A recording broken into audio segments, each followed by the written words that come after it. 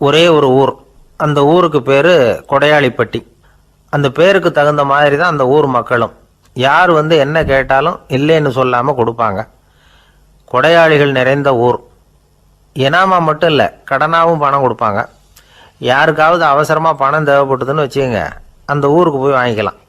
பத்திரம் தேவையில்லை, சாட்சி தேவையில்லை, ஜாமீன் தேவையில்லை, எந்த உத்தரவாதமும் கேட்காம பணம் கொடுத்துருவாங்க. நம்மளால் ஒருத்தனுக்கு பணம் தேவைப்பட்டது. சொந்த பந்தமெல்லாம் கேட்டு பார்த்தா யாரும் கொடுக்குற வழியாக தெரியல. எல்லாரும் அவங்கவுங்க சௌரியத்தை பார்க்குறவங்க, அடுத்தவங்க சௌரியத்தை பற்றி கவலைப்படாதவங்க. இவன் எல்லாரையும் கேட்டு பார்த்துட்டு சோர்ந்து போய் உக்காந்துட்டான். அந்த நேரம் தான் கொடையாளிப்பட்டியை பற்றி கேள்விப்பட்டான். அப்படி ஒரு ஊர் இருக்கிறது தெரிஞ்சதும் அந்த ஊருக்கு வழி கேட்டுக்கிட்டு ஒரு நாள் புறப்பட்டு போனான். வயல்காட்டு வழியாக போக வேண்டியிருந்தது. மெதுவாக நடந்து ஊர் எல்லைக்கு வந்துட்டான். 2 பக்கமும் விவசாய வேலைகள் மும்முரமாக நடந்துக்கிட்டு இருக்குது. ஏர் உழுதுகிட்டு இருக்கிறாங்க. அப்போ அங்கே ஒரு ஆளை பாம்பு கடிச்சுட்டுது. பக்கத்தில் வேலை செஞ்சுக்கிட்டு இருந்தவங்க ஓடி வந்தாங்க. அவசரமாக செய்ய வேண்டிய முதல் உதவியெல்லாம் செஞ்சு பார்த்தாங்க. பலன் இல்லை. அந்த ஆள் செத்து போட்டான். அவன் செத்து விட்டான்னு தெரிஞ்சதும் அவனை தூக்கி வரப்பு மேலே போட்டுட்டு எல்லாரும் அவங்கவுங்க வேலையை கவனிக்க ஆரம்பிச்சிட்டாங்க. அங்கே ஒரு ஆள் இவனை பார்த்து சொன்னான், ஐயா, நீங்கள் போகிற வழியில் இவன் சொந்தக்காரன், இவனுக்கு சோறு கொண்டுகிட்டு வருவான், இவன் இங்கே செத்துட்டான்னு அவங்ககிட்ட சொல்லிவிடுங்க அப்படின்னா. இவனுக்கு ரொம்ப ஆச்சரியம். என்னடா இது, பாம்பு கடிச்சுட்டுதுன்னதும் பதறி அடிச்சுக்கிட்டு ஓடி வந்தாங்க, செத்துட்டான்னதும் பேசாமல் தூக்கி போட்டுட்டு போயிட்டாங்க அப்படின்னு நினச்சிக்கிட்டே நடந்து போகிறான். எதிரில் சோறு கொண்டுக்கிட்டு ஒரு ஆள் வந்தான். இவன் விவரத்தை சொன்னான். அங்கே அவங்க சொந்தக்காரன் பாம்பு கடிச்சு செத்து போட்டான் அப்படின்னா. அவன் கொஞ்ச நேரம் அமைதியாக நின்னான். அதுக்கப்புறமா அங்கேயே வரப்பில் உட்காந்து கொண்டுகிட்டு வந்த சோத்தை தானே சாப்பிட்டு முடித்தான். பேசாமல் எழுந்திரிச்சு திரும்பி போயிட்டான். கொஞ்சம் கூட பதறல, அழலை. இப்படியும் ஒரு ஊரா அப்படின்னு நினச்சி ஆச்சரியப்பட்டுக்கிட்டே இவன் ஊருக்குள்ளே போனான். ஒரு பெரிய மனுஷனை பார்த்து பணம் கேட்டான். அவரும் இவனோட பேரையும் ஊரையும் மட்டும் விசாரிச்சுக்கிட்டு தேவையான பணத்தை கொடுத்துட்டார். பணத்தை வாங்கிட்ட பிறகு தன்னுடைய மனசை அரிச்சுக்கிட்டு இருந்த அந்த விஷயத்தை பற்றி கேட்டான். ஐயா, வழியில் ஒருத்தன் செத்துட்டான், அவனை அப்படியே தூக்கி வரப்பில் போட்டுட்டு எல்லாரும் வயல்வெளி வேலைகளை பார்த்துக்கிட்டு இருக்கிறாங்களே அப்படின்னா. இதுக்கு அந்த பெரியவர் சொன்னார், ஆமாம், அப்படி தான் செய்வோம். வேலை முடிஞ்சு வீட்டுக்கு திரும்புகிறப்போ அவனை தூக்கிட்டு வந்து அடக்கம் பண்ணிடுவோம் அப்படின்னார். ரொம்ப ஆச்சரியமாக இருக்கே அப்படின்னா. ஏன் உங்கள் ஊரில் யாராவது செத்துட்டா என்ன பண்ணுவீங்க அப்படின்னு கேட்டார். என்ன இப்படி கேட்குறீங்க, எங்கள் ஊரில் எல்லாம் பணத்தை தூக்க விட மாட்டாங்க, ஒப்பாரி வைப்பாங்க, கட்டி புரண்டு அழுது புலம்பி தீர்த்துருவாங்க அப்படின்னா. இவன் பெரியவர் பார்த்தார். அவங்ககிட்ட கொடுத்த பணத்தை லபக்குன்னு பறிச்சுக்கிட்டார். திருப்பி வாங்கிட்டார். இவன் பதறி போய் நிற்கிறான். அவர் சொன்னார், பணத்தையே விட மாட்டேன்னு கட்டுப்பிடிச்சி அழுதா நான் கொடுத்த பணத்தை மட்டும் எப்படி திருப்பி கொடுக்க போகிறேன், போயிட்டு வா அப்படின்னு விரட்டி விட்டாரான். இந்த கதையை நண்பர் ஒருத்தர் சொன்னார். கதை வேடிக்கையாக தெரிஞ்சால் கூட இதில் கருத்து உண்டு. பணம் பிணம் இது ரெண்டையுமே விடுறதுக்கு அவ்வளவு சுலபமாக மனம் வர்றதில்லை. இந்த 2 விஷயங்கள்லேயும் அறிவார்ந்த செயல்பாடு தேவை. ஒரு பேருந்து மரத்தில் மோதி விட்டது. எல்லாரும் அடிபட்டு முனைகிட்டு கிடக்கிறாங்க. டிரைவர், கண்டக்டர் இவங்களுக்கும் அடி. அவங்களும் ஒரு பக்கம் கிடக்கிறாங்க. ஒரு மூலையில் கிடக்கிற ஒருத்தன் மெதுவாக முக்கி முனகி கண்டக்டர்னு சத்தம் போடுறான். கண்டக்டர் மெதுவாக நகர்ந்து அவங்ககிட்ட போய் என்னன்னு விசாரிக்கிறார். அவன் ரொம்ப சிரமப்பட்டு வாயை திறந்து ஒரு 15 காசு சில்லற பாக்கி அப்படின்னானா. ஒருத்தர் ரொம்பவும் மகிழ்ச்சியாக வந்துக்கிட்டு இருந்தார். என்ன விஷயம்னு விசாரித்தேன். நான் தோற்று போயிட்டேன், அதுதான் மனசுக்கு மகிழ்ச்சியாக இருக்குது அப்படின்னார். எனக்கு இது ரொம்ப ஆச்சரியமாக போச்சு. இந்த உலகத்தில் தோற்று போகிறவங்க யாரும் மகிழ்ச்சியாக இருக்கிறது இல்லை. அப்படி இருக்கிறப்ப இவர் இப்படி சொல்கிறாரே, எங்கே தோற்று போனீங்கன்னு கேட்டேன். அதுக்கப்புறம் தான் அவர் விவரமாக சொன்னார். என்னோட 5 வயசு குழந்தையோட நான் விளையாடிக்கிட்டு இருந்தேன். அந்த விளையாட்டில் என் குழந்தை ஜெயிச்சு விட்டுது, நான் தோற்று போயிட்டேன் அப்படின்னார் ரொம்ப உற்சாகமாக. நான் யோசித்து பார்த்தேன். அதாவது நாம் சின்ன குழந்தையாக இருக்கிறப்போ எந்த விளையாட்டில் கலந்துக்கிட்டாலும் அதில் நாம் தான் ஜெயிக்கணும்னு ஒரு வெறி நமக்குள்ளே இருக்கும். நம்மளை எதிர்த்து விளையாடுறவர் நல்லவரா கெட்டவரா, பெரியவரா சின்னவரா அப்படிங்கிறதெல்லாம் முக்கியம் கிடையாது. அவர் தோற்று போகணும், நாம் ஜெயிக்கணும், அதுதான் முக்கியம். எதிரியை சந்தோஷப்படுத்த விளையாடுகிற கலை அப்போ நமக்கு தெரியறதில்ல. வாழ்க்கையில் ஒரு பக்குவம் வந்ததுக்கு அப்புறம் வெற்றி பெறணுங்கிற மன அழுத்தம் போயிடுது. போட்டியில் ஜெயிக்கணுங்கிறத விட குழந்தைய சந்தோஷப்படுத்தணுங்கிறது முக்கியமாக போச்சு. ஜெயிக்கணுங்கிற வெறி ஓடி போட்டுது.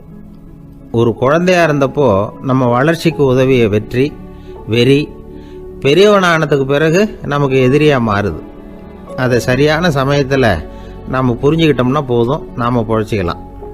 ஒவ்வொரு மனுஷனுமே வாழ்க்கையோட அடுத்த கட்ட வளர்ச்சியில் அடி எடுத்து வைக்கிற நேரத்தில் தன்கிட்ட இருந்து ஏதோ ஒரு குணத்தை அல்லது தன் குணம் இருந்த ஏதோ ஒரு உறவை நாம் இழக்கத்தான் வேண்டியிருக்குது.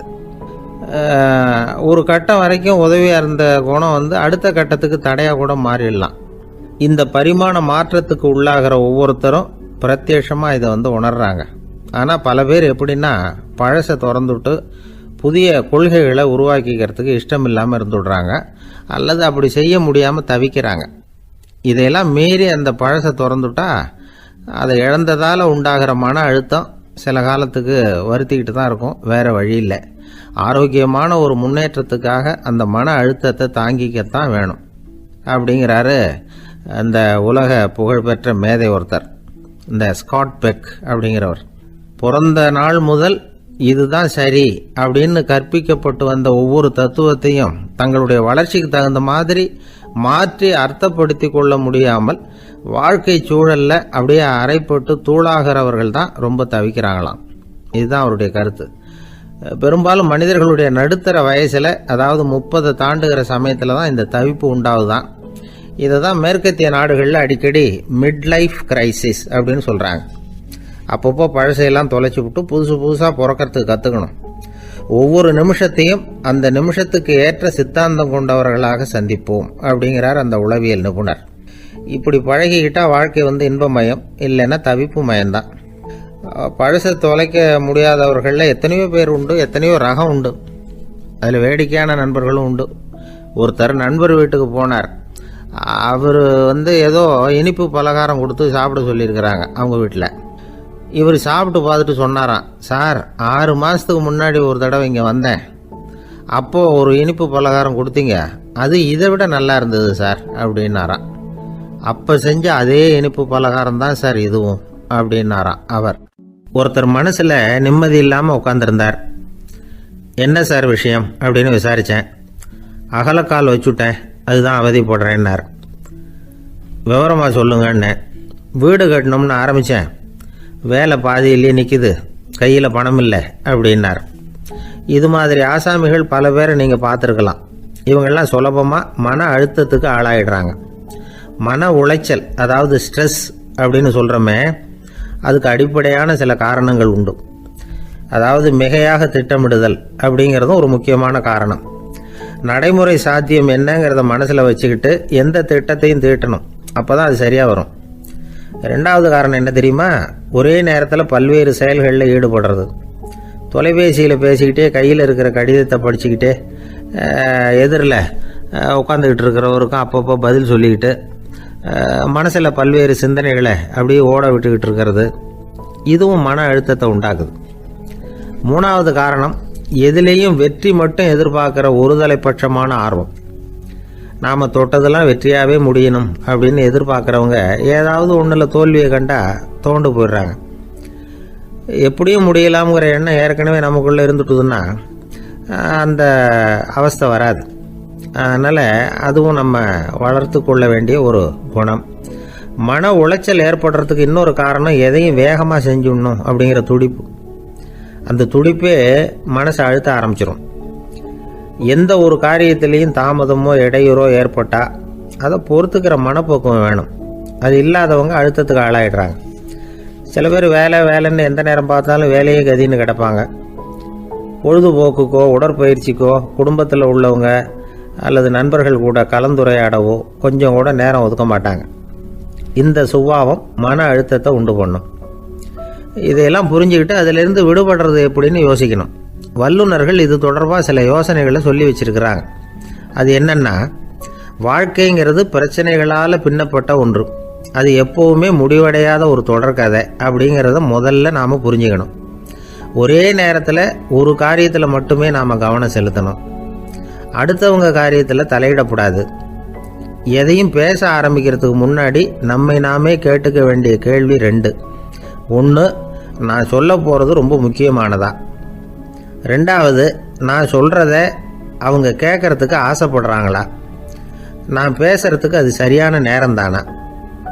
இதை யோசித்து பார்த்ததுக்கப்புறம் எதையும் பேச ஆரம்பிக்கணும். முடிஞ்ச அளவுக்கு வளைந்து போகிற சுபாவத்தை வளர்த்துக்கணும். நம்ம நேரம் விலை மதிப்பு இல்லாதது, அதை வீணாக்கக்கூடாது. சிரிக்க தெரியலனாலும் பரவாயில்ல, முகத்தில் கொஞ்சம் புன்முறுவலாவது காட்டணும். இதெல்லாம் ரொம்ப முக்கியம். அடுத்தவங்க ஏதாவது செஞ்சால் உடனே நன்றி சொல்ல மறக்கக்கூடாது. தினமும் கொஞ்சம் நேரத்தை தனிமையில் செலவு பண்ணணும். மன உளைச்சலிருந்து விடுபடுறதுக்கு 3 முக்கிய வழிகள் சொல்கிறாங்க. அதை சுருக்கமாக ரெட் அப்படின்னு சொல்கிறாங்க. RED ஆங்கில எழுத்தில். அந்த முதல் எழுத்து R, அது என்னென்னா ரிலாக்ஸேஷன், அதாவது இடை ஓய்வு. 2வது E எக்ஸர்சைஸ், உடற்பயிற்சி. 3வது டயட், திட்டமிட்ட உணவு முறை. அதனால் தியானம், மூச்சு பயிற்சி இதெல்லாம் இந்த இடை ஓய்வுக்கு வழிகள். எந்த வேலையையும் தொடர்ந்து செய்யக்கூடாது. எல்லார்கிட்டையும் கலகலப்பாக பழகணும். மாதத்துக்கு ஒரு நாளாவது குடும்பத்தோடு வெளியில் போயிட்டு வரணும். சுலபமான உடற்பயிற்சிகளை செய்யலாம். உடற்பயிற்சிங்கிறது நமக்காக நாம் செய்கிற ஒரு நீண்டகால முதலீடு அப்படின்னு சொல்லுவாங்க. அதாவது லாங் டேர்ம் இன்வெஸ்ட்மெண்ட்டாக. அளவோடு சாப்பிட்ணும், மெதுவாக சாப்பிட்ணும். இதெல்லாம் கொஞ்சம் மனசில் வச்சுக்கிட்டு நடந்துக்கிட்டால் மகிழ்ச்சியாக வாழலாம். சில பேர் சாப்பாட்டு விஷயத்தில் ரொம்ப அக்கறை எடுத்துக்கிறது உண்டு. ஒரு குண்டு ஆசாமி சாப்பிட உக்காந்தார். முதல்ல ஒரு மாத்திரை சாப்பிட்டார். எதுக்குன்னு கேட்டோம். பசி எடுக்கிறதுக்குன்னார். சாப்பிட்டு முடித்தார். பிறகு மறுபடியும் ஒரு மாத்திரை சாப்பிட்டார். இது எதுக்குன்னு கேட்டோம். சாப்பிட்டது ஜீரணமாகறதுக்கு அப்படின்னார். கத்தியை தீட்டாதே புத்தியை தீட்டு அப்படின்னு ஒரு பெரியவர் புத்தி சொன்னார். அதை கேட்ட ஒரு இளைஞன், அது எப்படி பெரியவரை புத்தியை தீட்டுறது? கத்தியை தீட்டுன்னு சொன்னால் ஒரு கருங்கல்லில் கத்தியை தேய்க்கலாம். புத்தியை தீட்டுன்னு சொன்னால் எப்படி தலையை கொண்டுட்டு போய் தரையில் தேய்ச்சிக்கிட்டு இருக்க முடியுமா அப்படின்னா. அந்த பெரியவர் உடனே புரிஞ்சுக்கிட்டார், இந்த இளைஞனுக்கு புத்தி கூர்மை கம்மி அப்படிங்கிறத புரிஞ்சுக்கிட்டார். அது சரி, அறிவுக்கும் புத்திசாலித்தனத்துக்கும் என்ன வித்தியாசம்? இது ஒரு முக்கியமான கேள்வி. அறிவுன்னா என்ன, புத்திசாலித்தனம்னா என்ன? இதே கேள்வியை சாக்ரட்டிஸ் கிட்ட அவருடைய சீடன் ஒருத்தன் கேட்டானான். ஐயா, அறிவுக்கும் புத்திசாலித்தனத்துக்கும் என்னங்க வித்தியாசம் அப்படின்னு கேட்டிருக்கான். சாக்ரட்டிஸ் நிமிர்ந்து பார்த்துருக்கிறார் அந்த சீடனை. அதுக்கப்புறம் சொன்னாராம், நான் சொல்கிறேன் உன்னுடைய கேள்விக்கு பதில், ஆனால் அதுக்கு முன்னாடி நீ ஒரு காரியம் பண்ணணும்னாரான். என்னங்க செய்யணும் சொல்லுங்கன்றிருக்கான். அதோ பாரு, ஒரு பெரியவர் உட்காந்துருக்கிறாரு, அவர்கிட்ட போ, இங்கேருந்து பக்கத்தில் இருக்கிற அந்த கிராமத்துக்கு போய் சேர எவ்வளவு நேரம் ஆகும் அப்படின்னு கேட்டுட்டு வா அப்படி சொன்னார் சாக்ரட்டிஸ். சரின்னு சொல்லிவிட்டு இவன் போனான். அந்த பெரியவர் முன்னாடி போய் நின்னான். ஏங்க பெரியவரை, இங்கேருந்து அதோ தெரியுத அந்த கிராமத்துக்கு போய் சேர்றதுக்கு எவ்வளவு நேரம் ஆகும் அப்படின்னு கேட்டான். பெரியவர் நிமிர்ந்து பார்த்தார், ஆனால் பதில் எதுவும் சொல்லலை. இவன் மறுபடியும் ஒரு தடவை அதே கேள்வியை அவர்கிட்ட கேட்டான். என்னங்க, நான் கேட்குறது உங்கள் காதில் விழுதா? அந்த கிராமத்துக்கு போய் சேர்றதுக்கு எவ்வளோ நேரம் ஆகும் அப்படின்னு சொல்லி மறுபடியும் கேட்டான். அப்பவும் அவர் பதில் சொல்லலை. உடனே அவன் மனசுக்குள்ளே முடிவு பண்ணிக்கிட்டான், சரி பெரியவர் ஒரு மாதிரியாக தெரிகிறார், புத்தி சுவாதீனம் சரியில்லாத ஒரு மாதிரி தெரியுது அப்படின்னு நினச்சிக்கிட்டே வந்த வழியிலே திரும்பி வந்துட்டான். கொஞ்சம் தூரம் நடந்திருப்பான். இப்போ அந்த பெரியவர் மறுபடியும் கூப்பிட்டார், இளைஞனே இப்படி வாழ்னார். இவனுக்கு ஒன்றும் புரியல. மறுபடியும் திரும்பி நடந்தான். அவர் முன்னாடி போய் நின்னான். பெரியவர் சொன்னார், தம்பி, இங்கேருந்து அந்த கிராமத்துக்கு போய் சேர்றதுக்கு 5 நிமிஷம் ஆகும் அப்படின்னார். இப்போ அந்த இளைஞன் அந்த முதியவரை ஒரு மாதிரியாக பார்க்க ஆரம்பித்தான். அதுக்கப்புறம் கொஞ்சம் யோசித்தான். பிறகு அவர்கிட்டே கேட்டுட்டான், ஏங்க பெரியவரை, இதே பதிலை அப்போவே என்கிட்ட சொல்லியிருக்கலாமே, என்னை திரும்பி போன்னு சொல்லிவிட்டு பாதி தூரம் போனதுக்கப்புறம் மறுபடியும் கூப்பிட்டு அதுக்கப்புறம் இப்படி சொல்கிறீங்களே, இது நியாயமா அப்படின்னா. பெரியவர் சிரித்தார்.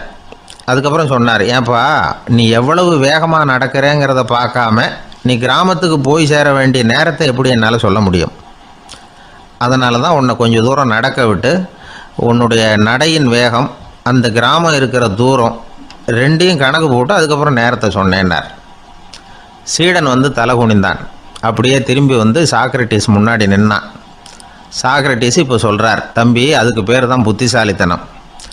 இந்த அறிவு கூர்மை எல்லா இளைஞர்களுக்கும் வரணும் அப்படிங்கிறதுக்காகத்தான் கத்தியை தீட்டாத புத்தியை தீட்டு அப்படின்னு பெரியவங்கள்லாம் சொல்லிகிட்டு இருக்கிறாங்க. புத்தியை தீட்டுறவங்கெல்லாம் வாழ்க்கையில் அறிவாளியாகிறாங்க, தீட்டாதவங்க கோமாளியாகிறாங்க. இதுதான் இன்றைக்கி நடக்கிறது. அதனால் அறிவு கூர்மைங்கிறது வேற. இந்த காலத்து ஆசாமி ஒருத்தர் இன்னொருத்தரை பார்த்து கேட்டார், ஏங்க ஒரு விமானம் இங்கேருந்து புறப்பட்டு 2 மணி நேரத்தில் மதுரைக்கு போய் சேருது. நல்லா கவனிங்க, ஒரு விமானம் இங்கேருந்து புறப்பட்டு 2 மணி நேரத்தில் மதுரைக்கு போய் சேருது அப்படின்னா என்னோடய வயசு என்னன்னு கேட்டார். இவர் கேட்குறதுல ஏதாவது அர்த்தம் இருக்கா? அதாவது இங்கேருந்து புறப்பட்டு 2 மணி நேரம் ஆகுது மதுரைக்கு போகிறதுக்கு, அப்படின்னா என் வயசு என்னன்னு கேட்குறாரு. இதை கேட்ட உடனே அவர் பதில் சொன்னார், அப்படின்னா உங்களோட வயசு 20 அப்படின்னார். எப்படிங்க அவ்வளவு கரெக்டாக சொன்னீங்க அப்படின்னு கேட்டார். வேறு ஒன்றும் இல்லை, எங்கள் பக்கத்து வீட்டில் ஒரு முழு பைத்தியம் இருக்குது, அதோட வயசு 40, அப்படின்னா உன் வயசு 20 தான் இருக்கணும் அப்படின்னார். அரை பைத்தியம்னு முடிவு பண்ணிக்கிட்டார். அதனால் வாழ்க்கையில் அறிவு கூர்மைங்கிறது ரொம்ப அவசியம். அந்த புத்திசாலித்தனம் இருக்கிறவங்க வாழ்க்கையில் வெற்றி பெறுவது நிச்சயம். ஒரு ஊரில் ஒரு பெரியவர் இருந்தார். ஒரு நாள் அவரை தேடி ஒருத்தர் வந்தார். ஐயா, நான் கடவுளை பரிபூர்ணமாக நம்புகிறேன் அப்படின்னார். சரி, அந்த நம்பிக்கை உனக்கு எப்படி வந்ததுன்னு கேட்டார் இவர். அவர் சொல்ல ஆரம்பித்தார், ஐயா, எனக்கு கல்யாணம் ஆகி 10 வருஷம் ஆச்சு, ஆனாலும் குழந்தை பாக்கியம் இல்லை. அதுக்கு என்ன காரணமாக இருக்கும்னு நான் யோசனை பண்ணிகிட்டு இருந்தப்போ நண்பர் ஒருத்தர் ஒரு ஆலோசனை சொன்னார். உனக்கு மதப்பற்று இல்லை, எந்த கடவுளையுமே நம்ப மாட்டேங்கிற, அதுதான் காரணம். கடவுளை நம்பு, உனக்கு குழந்தை பாக்கியம் கிடைக்கும் அப்படின்னார். அவர் அப்படி சொன்னாரே தவிர எனக்கு சந்தேகம்தான். இருந்தாலும் அவர் சொன்னபடியும் நடந்து தான் பார்ப்போமே அப்படின்னு முடிவு பண்ணேன். கடவுளை நம்ப ஆரம்பித்தேன். அந்த வருஷமே அழகான ஆண் குழந்தை பிறந்தது. எல்லாம் இறைவன் அருள் அப்படின்னார். இவர் இப்படி சொன்னதை கேட்டதும் அந்த பெரியவர் சொன்னார், நீ சொல்கிறதெல்லாம் சரிதான், இருந்தாலும் இந்த காலத்தில் எந்த ஒரு காரியமாக இருந்தாலும் அதை சோதனை செஞ்சு பார்த்துட்டு தான் ஒரு முடிவுக்கு வந்து சேர முடியும். அறிவுபூர்வமான முடிவு அதுவாக தான் இருக்கும். அறிவியல் சோதனைகள் அப்படித்தான். ஒரு குறிப்பிட்ட விஷயத்தை பற்றி எத்தனை தடவை சோதனை பண்ணாலும் ஒரே முடிவு தான் கிடைக்கணும். அதுதான் சரியாக இருக்கும். அதனால் இப்போ மறுபடியும் ஒரு சோதனைன்னார். என்ன செய்யணும் அப்படின்னு கேட்டார் இவர். கடவுள்கிட்ட ஒரு பெண் குழந்தை வேணும்னு கேளு. முதல்ல ஆண் குழந்தையை கொடுத்தது மாதிரியே இப்போ ஒரு பெண் குழந்தையையும் கொடுக்குறாரா பார்க்கலாம் அப்படின்னார். சரின்னு சொல்லி இவர் அதே மாதிரி முயற்சி பண்ணினார். அதுக்கப்புறம் அவர் இந்த பெரியவர்கிட்ட வரவே இல்லை. கொஞ்ச காலம் கழித்து இவரே அவரை தேடிட்டு போய் கதவை தட்டினார். அவர் கதவை திறந்தார். என்ன ஆச்சு, கடவுள் கண் திறந்தாரா அப்படின்னு கேட்டார். அவர், அந்த சமாச்சாரம்லாம் நமக்கு வேணாம் சார். முதல் தடவை அது ஏதோ தற்செயலாக ஏற்பட்ட ஒரு சாதகம். இப்போ நீங்கள் 2வது தடவை சொன்ன பிறகு தினமும் கடவுளை வேண்டிக்கிட்டு தான் இருக்கிறேன், ஒன்றும் நடக்கலை அப்படின்னார் ரொம்ப விரக்தியாக. ஒரே ஒரு தோல்வியில் உங்கள் நம்பிக்கையெல்லாம் பறந்து போயிடுது பார்த்தீங்களா அப்படின்னார் அந்த பெரியவர். எல்லாம் நல்ல விதமாக நடக்கிற வரைக்கும் நம்பிக்கை, எதிர்பார்த்தது தோல்வியில் முடிஞ்சுட்டுதுன்னா அவநம்பிக்கை. மற்றவர்கள் பேரில் வைக்கிற நம்பிக்கை எந்த நேரத்திலையும் விவகாரமாகி விடக்கூடிய சாத்தியம் உண்டு. நாம் நம்பிக்கை வைக்க வேண்டியது நம்மகிட்ட தான், நமக்குள்ளே இருக்கிறார் கடவுள். எனவே நம்ம பேரில் நாம் வைக்கிற நம்பிக்கை தான் உண்மையான கடவுள் பக்தி. நிபந்தனையற்ற நம்பிக்கையாக அது இருக்கணும். எல்லாம் நல்லபடியாக நடந்துக்கிட்டு இருந்தால் எந்த முட்டாளுக்கும் நம்பிக்கை வரத்தான் செய்யும் அப்படிங்கிறது ஒரு பெரியவர் கருத்து. தியானத்தின் மூலமாக தான் உனக்குள்ள ஆழமாக தோண்டுனா உன்னுடைய அடி ஆழத்தில் நம்பிக்கை வந்து அப்படியே ஊற்றெடுக்கும், அதை பார்க்க முடியும் அப்படிங்கிறது பெரியவர்கள் சிந்தனை. ஒரு குழந்தை அப்பாவை பார்த்து என்னப்பா பண்ணுறேன்னு கேட்டுதான். பிரார்த்தனை பண்ணிட்டு இருக்கிறேன்னாரான் அப்பா. பிரார்த்தனை பண்ணுனா என்ன கிடைக்கும் அப்படின்னு கேட்டுதான் குழந்தை. எல்லாம் கிடைக்கும் அப்படின்னாரான் அப்பா. நீ வச்சிருக்கிறிய பேனா அது கூட கிடைக்குமான்னு கேட்டுதான் குழந்தை. கிடைக்குமேன்னு இருக்கார். அப்படின்னா அந்த பேனாவை என்கிட்ட கொடுத்துரு, நீ பிரார்த்தனை பண்ணி வேற பேனா வாங்கிக்கோ அப்படின்னு தான் அந்த குழந்தை. ஒரே ஒரு ஊரில் ஒரு அம்மா இருந்தாங்க. அந்த அம்மாவுக்கு ஒரே ஒரு பிள்ளையாண்டான். அவனுக்கு ரொம்ப அக்கறையோடு கல்யாணம் பண்ணி வச்சாங்க. கல்யாணம் முடிஞ்சதும் மருமக பொண்ணு வீட்டுக்கு வந்து சேர்ந்தது. அப்பாடா, என் கடமை முடிஞ்சது, இனிமேல் அக்கடான்னு எங்கேயாவது ஒரு மூலையில் படுத்து கிடக்கலாம் அப்படின்னு நினச்சாங்க அந்த அம்மா. ஆனால் நினைக்கிறபடி எங்கே நடக்குது? அதுக்கப்புறம் தான் பிரச்சனையே ஆரம்பமாச்சு. மருமகள் குணம் சரியில்லை, ஒரு மாதிரி. அந்த பொண்ணு வீட்டுக்கு வந்ததுமே முதல் வேலையாக மாமியாரை பார்த்து, அதுதான் நான் வந்துட்டேன்ல, இனிமேல் உங்களுக்கு என்ன வேலைங்க, புறப்பட வேண்டியது தானே, காசி ராமேஸ்வரம்னு எங்கேயாவது போங்கோ அப்படின்ட்டு தான். மாமியாரை பார்த்தாங்க, கொஞ்சம் யோசனை பண்ணாங்க. இந்த பாருமா, நீ இப்படி சொல்கிறதுக்கு முன்னாடியே வீட்டை விட்டு புறப்படணுங்கிற முடிவுக்கு நான் வந்துட்டேன். வீட்டை மட்டும் இல்லை, இந்த உலகத்தை விட்டே கூட போகிறதுக்கு தயாராக இருக்கிறேன். ஆனால் ஒரே ஒரு விஷயத்துக்காக என் உயிரை கையில் பிடிச்சிக்கிட்டு இருக்கிறேன் அப்படின்னாங்களாம். என்ன விஷயம்னு கேட்டது இந்த மருமக பொண்ணு. வேற ஒன்றும் இல்லை, என் பிள்ளைக்கு கல்யாணம் பண்ணி வச்சுட்டேன். ஒரு பேர புள்ள பிறந்து அதை என் கண்ணால் பார்த்துட்டேன்னா நான் எங்கே வேணும்னாலும் போகிறதுக்கு தயாராக இருக்கிறேன் அப்படின்னாங்களாம் அந்த மாமியார். மாமியார் இப்படி சொல்கிறதுலேயே நியாயம் இருக்கிறதாக பட்டுது அந்த பொண்ணுக்கு. சரி, அப்படியே இருந்து பார்த்துட்டு போகலாம் அப்படின்னு அனுமதி கொடுத்தது. கொஞ்ச காலத்தில் ஒரு பேரன் பிறந்தான். அந்த அம்மாவும் பேரனை கண்ணால் பார்த்துட்டாங்க. சரி, பேரனை பார்த்தாச்சுல்ல, இனிமேல் புறப்பட வேண்டியது தானே அப்படின்னது மருமக பொண்ணு. மாமியார் பார்த்தாங்க. நீ சொல்கிறது சரிதாம்மா, அதில் ஒன்றும் தப்பு இல்லை. என்னோட பேரன் உங்களை அம்மா அப்பான்னு கூப்பிடுறத என் காது குளிர கேட்டுட்டு போயிடுறேனே அப்படின்னாங்களாம். சரி, அந்த ஆசையை நிறைவேறட்டும் அப்படின்னு காத்துக்கிட்டு இருந்தாங்க. பேரன் வளர்ந்தான், நடந்தான், பள்ளிக்கூடம் போனால் பெரியவனானான். மருமக பொண்ணு மறுபடியும் மாமியாரை விரட்ட ஆரம்பிச்சுட்டுது, இன்னும் புறப்புள்ளையான்னு. இதை பாருமா, இது வரைக்கும் இருந்துட்டேன். பேரனோட கல்யாணத்தையும் கண்ணால் பார்த்தா தான் இந்த கட்டை வேகும் போல் இருக்குது அப்படின்னு சொல்லி ஒரு மாதிரியாக பேச ஆரம்பித்தாங்க. இதுவும் நியாயமான ஆசையாக தான் படுது அப்படின்னு அது யோசிச்சிருக்கு அந்த பொண்ணு. சரின்னு அதுக்கும் ஒத்துக்கிட்டது. உடனே பேரனுடைய கல்யாணமும் முடிஞ்சது ஒரு வழியாக. இனிமே ஒரு நொடி கூட இங்கே இருக்கக்கூடாது, புறப்படுங்க அப்படின்னு மாமியாரை விரட்டிச்சான் அந்த பொண்ணு. இப்போ அந்த மாமியார் தன்னோட மருமகளை பார்த்து சொல்கிறாங்க, இதோ கிளம்பிட்டேம்மா, என் மூட்டை முடிச்செல்லாம் கட்டிக்கிட்டேன், புறப்பட்டுவிட்டேன். அப்படியே நீயும் உன் துணிமணிகளை மூட்டை கட்டிக்கிட்டு கிளம்பிடும், என்னோட சேர்ந்து 2 பேருமா சேர்ந்து போயிடலாம் அப்படின்னாங்களாம். அந்த பொண்ணு முழிக்காதே, உனக்கும் ஒரு மருமக வந்துட்டா, இனிமேல் நீயும் ஒரு மாமியார் தானே, உனக்கும் இனிமேல் இங்கே வேலை இல்லை, புறப்படு அப்படின்னாங்களாம். அப்போ தான் அந்த பொண்ணு சிந்திக்க ஆரம்பிச்சுதான், தன்னோட தவறு புரிஞ்சுதான். இந்த தகவலை கேட்டுக்கிட்டு இருக்கிற மருமகள்லாம் இதை பற்றி கொஞ்சம் யோசித்து பார்க்கணுங்கிறதுக்காகத்தான் இதை சொல்கிறோம் மாமியார்கள் சார்பாக. கொஞ்ச நாளைக்கு முன்னாடி ஒரு பொண்ணை பார்த்து பேசுகிற சந்தர்ப்பம் கிடைச்சிது ஒரு கல்யாண வீட்டில். அந்த பொண்ணு சொல்லிச்சு, சார் எனக்கு கல்யாணம் ஆகி 15 வருஷம் ஆகுது, நான் மாமியார்கிட்ட சண்டை போட்டதே இல்லை அப்படின்னு ரொம்ப அடக்கமாக சொல்லிச்சு. அது எப்படிம்மா சாத்தியமாச்சுன்னு கேட்டோம். எனக்கு கல்யாணம் ஆகி 15 வருஷம்தான் ஆச்சு, ஆனால் என் மாமியார் செத்து போய் 20 வருஷத்துக்கு மேலே ஆகிட்டுது அப்படின்னுது. ஒரு ஆள் அசையாமல் கிடக்கிறார், அவர் இருக்காரா போயிட்டாராங்கிறத எப்படி முடிவு பண்ணுறோம்? அவர் மூக்குக்கு முன்னாடி புறங்கையை வச்சு பார்க்குறோம், மூச்சு வருதா இல்லையா அப்படிங்கிறத கண்டுபிடிக்கிறதுக்காக. மூச்சுங்கிறது அவ்வளவு முக்கியமான ஒரு விஷயம். சுவாசம் இல்லைன்னா எதுவுமே இல்லை. நம்ம பூமி இருக்க அது கூட சுவாசிக்குதுங்கிறத சோவியத் விஞ்ஞானிகள் கண்டுபிடிச்சிருக்கிறாங்க. பூமிக்கு மேலே இருக்கிற மண் அடுக்கில் காற்றில் உள்ள ஆக்சிஜன் ஆக்சிகரணம் அடையுது அப்படின்னு தான் இது வரைக்கும் எல்லாரும் நம்பிக்கிட்டு இருந்தாங்க. ஆனால் இப்போ என்ன கண்டுபிடிச்சிருக்கிறாங்கன்னா, அந்த ஆக்சிஜன் பூமிக்குள்ளே 1 கிலோமீட்டர் ஆழம் வரைக்கும் ஊடுருவி போகுதான். பூமிக்குள்ளே 2 பக்கமும் பல கிலோமீட்டர் வரைக்கும் பரவுதான். பூமிக்குள்ளே இருக்கிற நீர்நிலை அடுக்குகள் தான் நுரையீரல் செய்கிற வேலையை செய்யுதான். நம்ம உடம்புல நுரையீரல் இல்லைன்னா ஒன்றும் நடக்காது. ஒரு மரத்தை தலைகீழாக தொங்க போட்டால் எப்படி இருக்கும் அப்படி யோசிச்சு பாருங்கள். அப்படி தான் இதுவும், நுரையீரலும் அப்படி தான் இருக்கும். வலது பக்கம் ஒன்று, இடது பக்கம் ஒன்று. வலது பக்கம் நுரையீரல் கொஞ்சம் பெருசாக இருக்கும், நுட்பமான நரம்பு குழாய்கள் அதில் இருக்கும். கோடிக்கணக்கான நுண்ணிய குழாய்களை வச்சுக்கிட்டு தான் அது வேலை செய்யுது. 25 கோடி குழாய்கள் இருக்கும். அதை அப்படியே முழுசாக பிரித்து பரப்புனா ஒரு டென்னிஸ் கோர்ட்டில் பாதி பரப்பளவு இருக்குமா. நுரையீரல் நிறம் கருஞ்சிவப்பு தான். புகை அதிகமாக உள்ளே போச்சுன்னா அது கருப்பாயிடுது. காற்றுல உள்ள பிராணவாயுவை இது இழுத்து எடுத்துக்கிட்டு ரத்தத்தை சுத்தப்படுத்துகிற முக்கியமான வேலையை இது செய்யுது. அசுத்த காற்றை வெளியில் அனுப்பி வச்சுருது. ஒருத்தர் வேகமாக ஓடி வரார், அவருக்கு மூச்சு இறைக்கும். பயங்கரமாக எதையாவது பார்த்து விடுறார், உடனே மூர்ச்சி ஆகிடுவார். இது மாதிரி சமயங்களில் வேற எந்த தூண்டுதலும் இல்லாமல் நுரையீரல் தானாகவே இயங்கும்.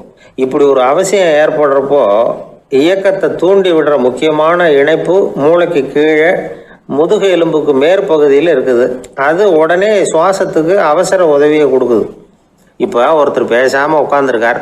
இந்த சமயத்தில் அவருக்கு 1 பங்கு காற்று தேவைப்படுதுன்னு வச்சுக்கோங்க. அவர் எழுந்திரிச்சு நடக்கும் பொழுது 1.5 மடங்கு தேவைப்படும். ஓடினார்னா 3 மடங்கு தேவைப்படும். படுத்திருக்கிறப்ப 1/2 மடங்கு தான் தேவைப்படும். இதுக்கு நிமிஷத்துக்கு 16 தடவை மூச்சு விட்டாகணும்.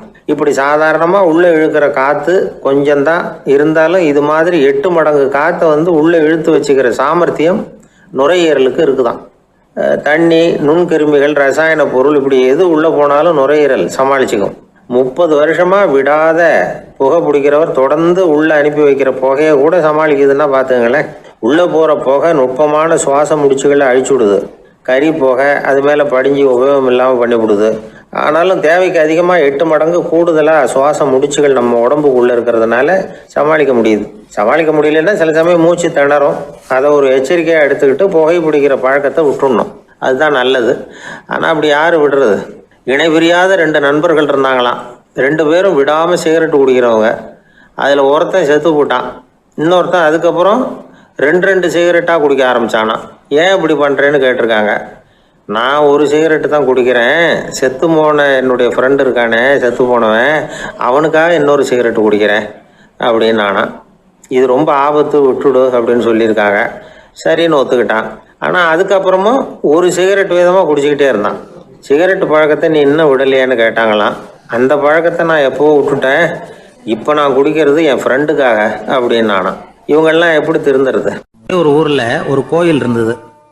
ரொம்ப பழைய கோயில். உள்ளே போகிறதுக்கே பயமாக இருக்கும். எந்த நேரத்தில் இடிஞ்சு விழுந்துருமோ அப்படிங்கிற பயம்.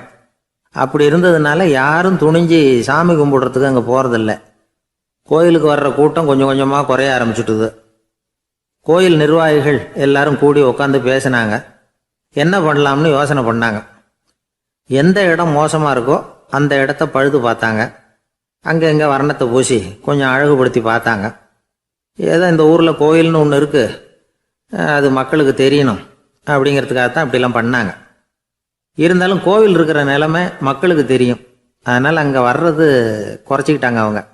ஒரு கட்டத்தில் யாருமே வர்றதில்லை. நிலைமை அந்த அளவுக்கு ஆயிட்டுது.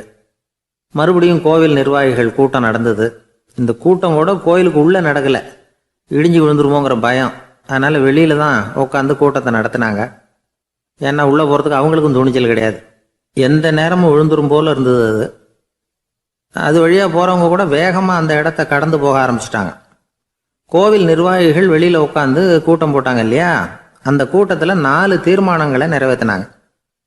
அது என்ன 4 தீர்மானம்னா, முதல் தீர்மானம், இந்த கோவிலை இடிப்பது அப்படிங்கிற முடிவை இந்த கமிட்டி மிகவும் வருத்தத்துடன் ஏற்றுக்கொள்ளுகிறது அப்படின்னு நிறைவேற்றினாங்க. இதுக்கு பதிலாக இன்னொரு கோவிலை உடனடியாக கட்டி முடிச்சுடணுங்கிறது 2வது தீர்மானம். 3வது தீர்மானம் என்ன தெரியுமா? பழைய கோவிலின் கதவுகள், அதிலிருந்து பிரித்து எடுக்கிற செங்கல், இதையே புது கோவில் கட்டுவதற்கு பயன்படுத்தி கொள்ள வேண்டியது. பழைய கோவில் இருந்த மாதிரியே அதே வடிவத்தில் புது கோவிலையும் கட்ட வேண்டியது. பழைய கோவிலின் அஸ்திவாரத்தை அப்படியே வச்சுக்கிட்டு அதுக்கு மேலே நாம் கோயிலை கட்டிக்க வேண்டியது. இதுதான் 3வது தீர்மானம். இதையும் கமிட்டி முழு மனசோட ஏற்றுக்கிட்டது. இது வரைக்கும் சரி. இப்போ அந்த கமிட்டி 4வதாக ஒரு முக்கியமான தீர்மானத்தை கொண்டுகிட்டு வந்து அதையும் ஏகமனதாக நிறைவேற்றி விட்டது. அது என்ன தீர்மானம்னா, புதிய கோவில் கட்டி முடிக்கிற வரைக்கும் பழைய கோவிலை இடிக்கிறதில்லை அப்படிங்கிற தீர்மானம். எப்படி இருக்குது பாருங்க இது. பழசை இடிக்காத வரையில் அதே இடத்துல புதுசாக எப்படி கட்ட முடியும்? பல விஷயங்களில் நாம் நடந்துக்கிற முறையும் இப்படி தான் இருக்குதான். வாழ்க்கையில் முன்னேறணும்னு ஆசைப்படுவோம். அதே நேரத்தில் அந்த முன்னேற்றத்துக்கு எது தடையாக இருக்கோ அதை விட்டு விடுறதுக்கும் மனசு வராது. வெளிநாட்டில் ஒரு பெரிய விருந்து நடந்துக்கிட்டு இருந்துதான். எல்லாரும் மது கோப்பையும் கையுமா அலைஞ்சிக்கிட்டு இருக்கிறாங்க. ஒருத்தர் மட்டும் கையில் எதுவும் இல்லாமல் ரொம்ப நல்ல பிள்ளையா சாதுவா ஒரு ஓரமாக தனியாக உட்காந்துருக்கிறார். அவர்கிட்ட நெருங்கி வாங்க மது சாப்பிடலாம் அப்படின்னு கூப்பிட்டாங்களாம். என்னை வற்புறுத்தாதீங்க, நான் என் மனசுக்குள்ளே உறுதியாக தீர்மானம் பண்ணிவிட்டேன் அப்படின்னாராம். என்ன தீர்மானம் பண்ணியிருக்கீங்க அப்படின்னு கேட்டிருக்காங்க. ஏற்கனவே முழு போதையில் இருக்கும் பொழுது மறுபடியும் மது கோப்பையை தொடரதில்லை அப்படின்னு தீர்மானம் பண்ணியிருக்கேன் அப்படின்னாராம். அம்மாக்காரங்களுக்கு அடிக்கடி ஏற்படுற கவலை ஒன்று உண்டு. அதாவது குழந்தை சரியாக சாப்பிட மாட்டேங்குதே அப்படிங்கிற கவலை. இவங்கெல்லாம் ஒரு விஷயத்த நல்லா புரிஞ்சுக்கணும். குழந்தைகள்ங்கிறவங்க பெரியவங்க மாதிரி இல்லை. அவங்க கடிகாரத்தில் மணியை பார்த்துட்டு சாப்பிட்றதுக்கு உட்கார்ற ரகம் கிடையாது. பசிச்சா சாப்பிடுவாங்க, இல்லைன்னா விளையாடுவாங்க அல்லது தூங்குவாங்க. அது புரியாமல் அவங்கள கட்டாயப்படுத்தி அல்லது மிரட்டி சாப்பிட வைக்கிறது ரொம்ப தப்பு. ஒரு 8 மாத குழந்தைக்கு 3 மணி நேரத்துக்கு ஒரு தடவை பசிக்கும். அந்த நேரம் பார்த்து சாப்பாடு கொடுத்தா அடம் பண்ணாமல் அது பாட்டுக்கு சாப்பிட்றோம். அதே குழந்தைக்கு 1 வயசு ஆகிறப்போ 4 மணி நேரத்துக்கு ஒரு தடவை பசிக்கும். இந்த வயசுல இயற்கையாகவே பசி குறைஞ்சிருக்கும். அது புரியாமல் என் குழந்தை முன்னாடி மாதிரி இப்போ சரியாக சாப்பிட மாட்டேங்கிறான் அப்படின்னு சில பேர் டாக்டர்கிட்ட போய் சொல்லிக்கிட்டு இருப்பாங்க. இன்னொரு விஷயம், ஒரு குழந்தைக்கு வயசு அதிகமாகிற வேகத்துக்கு உடம்பு எடையும் அதிகமாகிக்கிட்டே போகாது. உடம்பு எடை அதிகமாகிற வேகம் குறைஞ்சிக்கிட்டே வரும். 6 மாச குழந்தைக்கு ஒரு வாரத்தில் 150 கிராம் எடை கூடும். ஒரு வயசுல வாரத்துக்கு 71 கிராம் எடை கூடும். இது புரியாம அதிகமாக சாப்பாட்டை கொடுத்து குழந்தைய கஷ்டப்படுத்தக்கூடாது. ஏன்னா அளவுக்கு மீறின உணவு அஜீரணத்தை உண்டு பண்ணிவிடும். குழந்தைக்கு ஒரு தட்டில் கொஞ்சமாக ஆகாரத்தை வச்சு கொண்டுகிட்டு போய் கொடுக்கணும். மலை மாதிரி குவிச்சு வச்சா அதை பார்த்ததுமே பசி அடங்கி போயிடும். அடித்து மிரட்டி பயமுறுத்தி குழந்தைய சாப்பிட வைக்கிற பழக்கம் இருக்கு பாருங்க, அதுக்கு ஃபுட் ஃபோர்ஸிங் அப்படின்னு பேர். இப்படி பண்ணுனா குழந்தைக்கு சாப்பாட்டில் விருப்பம் குறைஞ்சிரும், அதை கண்டாவே வெறுக்க ஆரம்பிச்சிடும். அது மாதிரி உளம் சார்ந்த பசி குறைவு, சைக்கோஜெனிக் அனோரெக்சியா, அது ஏற்படுமா. சாப்பாடுங்கிறதே ஒரு தண்டனை மாதிரி தோணும். குழந்தைகளுக்கு பிடிச்ச மாதிரியான ஆகாரத்தை கொடுக்கணும். சத்து அதிகம் இருக்குங்கிறதுக்காக அதுக்கு பிடிக்காத ஆகாரத்தை கொடுத்து கட்டாயப்படுத்தக்கூடாது. குழந்தைகளுக்கு 2 வயசு ஆகிறப்போ இயற்கையாகவே எதிர்மறை குணம் உண்டாகும். அதாவது அந்த எதிர்மறையாக பேசுறது. இது மாதிரி சமயங்களில் நாம் என்ன சொல்கிறோமோ அதுக்கு நேர்மாறாக நடந்துக்கும். ஏட்டிக்கு போட்டி, சாப்பிட சொன்னால் விளையாட போகும், விளையாட சொன்னால் சாப்பாடு கேட்கும். இதை புரிஞ்சுக்கிட்டு நடந்துக்கணும்.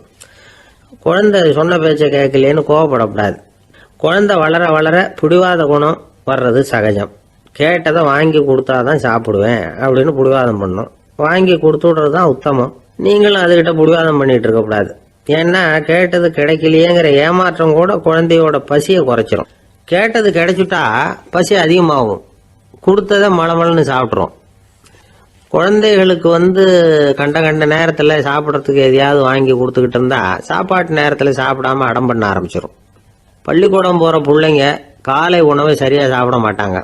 அச்சம், அவசரம், பரபரப்பு இதெல்லாம் தான் காரணம். பள்ளிக்கு புறப்படுறதுக்கு ஒரு 3/4 மணி நேரத்துக்கு முன்னாடியே சாப்பாடு போட்டுருங்க, அது சரியாக போடும். படிக்கிற குழந்தைகள் உடல் சோர்வு, மனச்சோர்வு இது காரணமாக கூட சாப்பிட மறுக்கிறது உண்டு. இப்போ உதாரணமாக சாயந்தரம் விளையாடி விட்டு வீட்டுக்கு வந்ததும் சாப்பிட சொன்னால் வேணாம்பாங்க. இது உடல் சோர்வு. ரொம்ப நேரம் வீட்டு பாடங்களை செஞ்சு முடித்த கையோடு சாப்பிட சொன்னாலும் அவங்களால சரியாக சாப்பிட முடியாது. இது உளச்சோர்வு, அதாவது மனச்சோர்வு. இதை தவிர குழந்தைகளுக்கு உடல் நலக்குறைவு ஏற்பட்டால் கூட சாப்பிட மறுக்கிறது உண்டு. சில மருந்து மாத்திரைகள் கூட பசியை குறைச்சிரும். அதனால் சரியாக தெரிஞ்சுக்கிட்டு குழந்தைகளை சாப்பிட வைக்கணும். அது புரியாமல் கையில் சாப்பாட்டு தட்டை வச்சுக்கிட்டு குழந்தைகளை விரட்டிக்கிட்டு அலையக்கூடாது.